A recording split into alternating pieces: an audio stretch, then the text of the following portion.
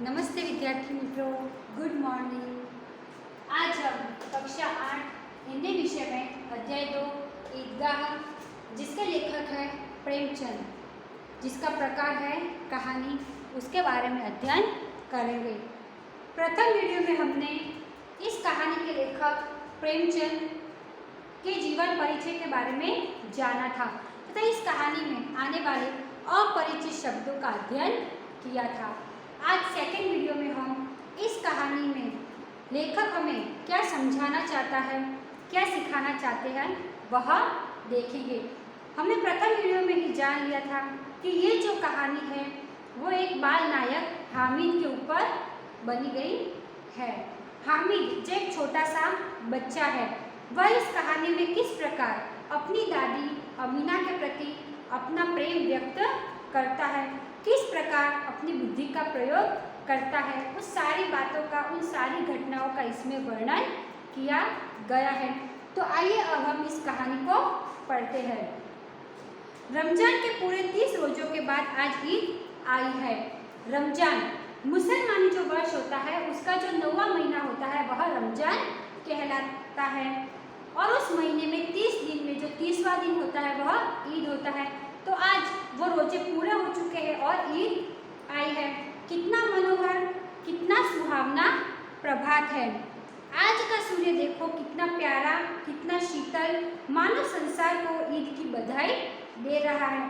आज जो सूर्य उदय हुआ है वह कितना प्यारा है, कितना शीतल। शीतल का अर्थ है ठंडा।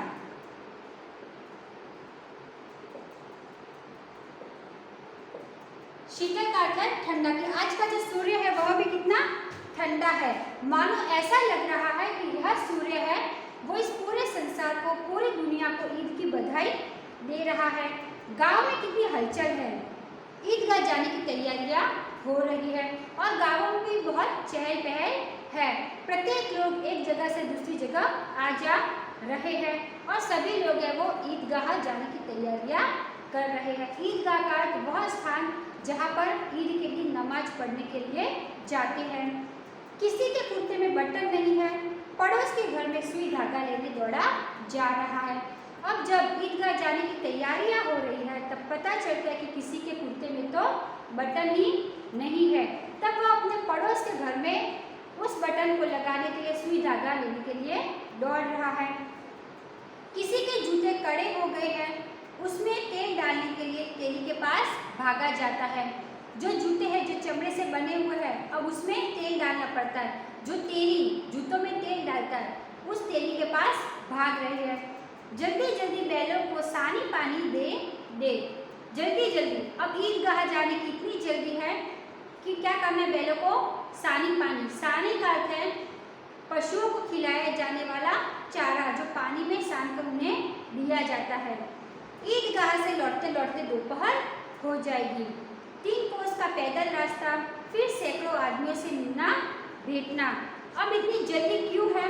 क्यों रास्ता जो 3 कोस का है वो भी पैदल जाना है, फिर बीच में सैकड़ों आदमियों से मिलना जुलना होगा। अब ईद है तो सभी लोग एक दूसरे से क्या करेंगे, गले मिलेंगे, तो रास्ते में देरी भी हो सकती है।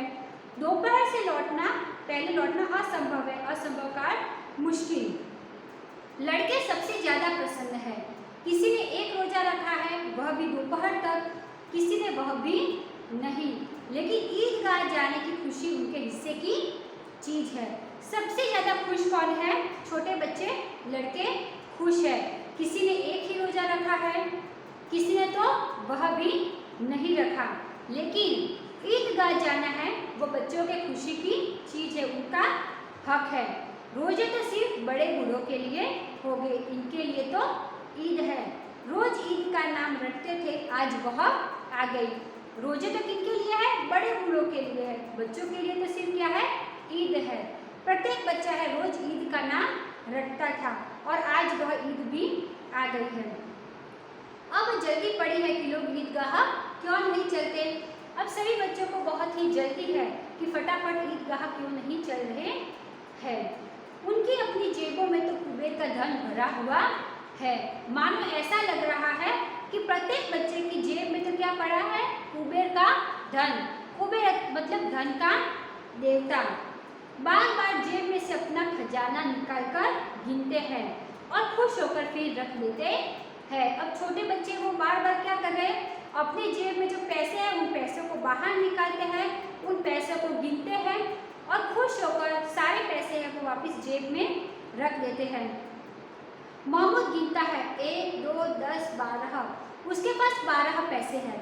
मोहसिन के पास 1, 2, 8, 9, 15 पैसे हैं। महमूद के पास कितने पैसे हैं, 12 पैसे हैं और मोहसिन के पास 15 पैसे हैं। वह अपने पैसों को गिनकर अपनी जेब में रख देते हैं।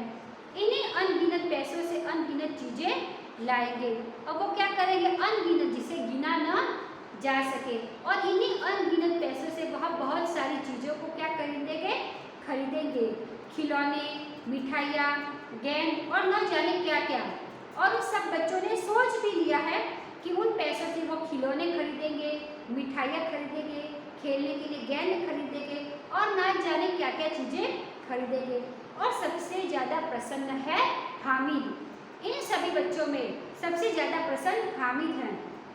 गरीब सूरत दुबला पतला लड़का जिसका बाप गत वर्ष हैजे की भेंट हो गया हो। अब यहाँ पर हामिद का वर्णन किया गया है कि हामिद कैसा दिखता है।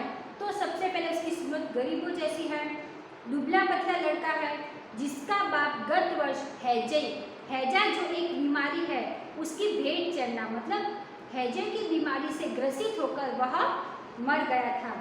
फिर एक दिन माँ भी मर गई और पिता की मृत्यु होने के बाद एक दिन हामिद की माँ भी मर जाती है। अब हामिद अपनी बूढ़ी दादी अमीना की गोद में है और उतना ही प्रसन्न। गोद का मतलब ले लो आंचल।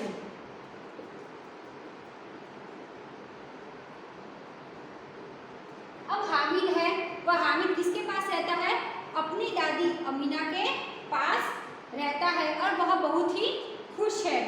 हामिद के पैरों में जूते नहीं है, सिर पर एक पुरानी टोपी है जिसका गोटा काला पड़ गया है। अब हामिद इतना गरीब है कि उसके पैरों में जूते भी नहीं है। उसने सिर पर जो टोपी पहनी है वह टोपी भी पुरानी हो चुकी है और उस टोपी के बीचों बीच एक काला गोटा है, वो भी पुराना हो गया है, काला पड़ गया है। फिर भी वह प्रसन्न है। अभागित अमीना अपनी कोठरी में बैठी रो रही है। कोठरी का अर्थ क्या होता है, कक्ष। कक्ष कह दो या फिर कमरा कह दो। अभागिन मतलब अपने भाग्य को कोस रही है। वह अमीना है, अपनी कोठरी में अपने कक्ष में बैठे बैठे रो रही है। आज ईद का दिन और उसके घर में दाना नहीं। अब क्यों रो रही है कि आज इतना बड़ा ईद का त्योहार है और उसके घर में खाने के लिए एक दाना भी नहीं है। इस अंधकार और निराशा में वह डूबी जा रही है। किसने बुलाया था इस निगौड़ी ईद को, और वो ईद को कोस रही है, ईद की बुराई कर रही है कि किसने बुलाया था इस निगौड़ी का अर्थ है दुष्ट, किस दुष्ट ईद को आज किसने बुलाया था। अमीना का दिल कचोट रहा है। गांव में बच्चे अपने अपने बाप के साथ जा रहे। दिल कचोटना मतलब दुखी होना। अब अमीना अंदर ही अंदर दुखी हो रही थी। अब दुखी क्यों हो रही थी कि सभी गांव के बच्चे वो अपने पिता के साथ ईदगाह जा रहे थे। हामिद का बाप अमीना के सिवाय और कौन है। अब हामिद के तो माता पिता दोनों ही मर चुके थे, तो हामिद के माता पिता तो कौन है, उसकी दादी अमीना ही है। उसे कैसे अकेले जाने दे। उस भीड़ भाड़ में बच्चा कहीं खो गया तो क्या होगा। अब अमीना के मन में बहुत सारे प्रश्न उठ रहे हैं कि छोटा सा बच्चा है हामिद, मैं उसे यदि अकेले मेले में जाने दूं और वह कहीं खो गया तो है तो नन्ही सी जान। नहीं, अमीना उसे यो न जाने देगी। नन्ही सी जान 3 कोस चलेगा कैसे। अब अमीना क्या कहती है, वह छोटा सा बालक है, 3 कोस पैदल किस प्रकार चल पाएगा, मैं उसे अकेले जाने नहीं दूंगी। पैरों में छाले पड़ जाएंगे, जूते भी तो नहीं हैं। अब क्या सोचती है कि उसके पास तो पैरों में जूते भी नहीं है। वह यदि इतना सारा चलेगा तो उसके पैरों में छाले मतलब फफोले फुंसियाँ भी हो जाएगी। कुल 2 आने पैसे बच रहे हैं। अब उनके पास सिर्फ कितने पैसे बचे हैं, 2 आने पैसे। 3 पैसे हामिद की जेब में है, 5 पैसे अमीना के बटुए में है। अब 3 पैसे तो किसके पास है, हामिद के पास, और 5 पैसे अमीना के बटुए में, बटुए का मतलब कपड़े की जो एक छोटी सी थैली है वो बटुआ, उसके पास, अमीना के पास 5 पैसे हैं। यही तो विसाख है और ईद का त्योहार है। विसाख का अर्थ होता है औकात।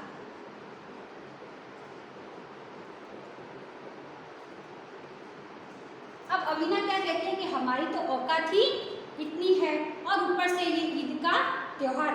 अल्लाह ही बेड़ा पार लगाए। बेड़ा पार लगाना मतलब संकट से बचाना। अब अपने खुदा से, अल्लाह से प्रार्थना करती है कि हमें इस संकट से अब आप ही बचा सकते हो।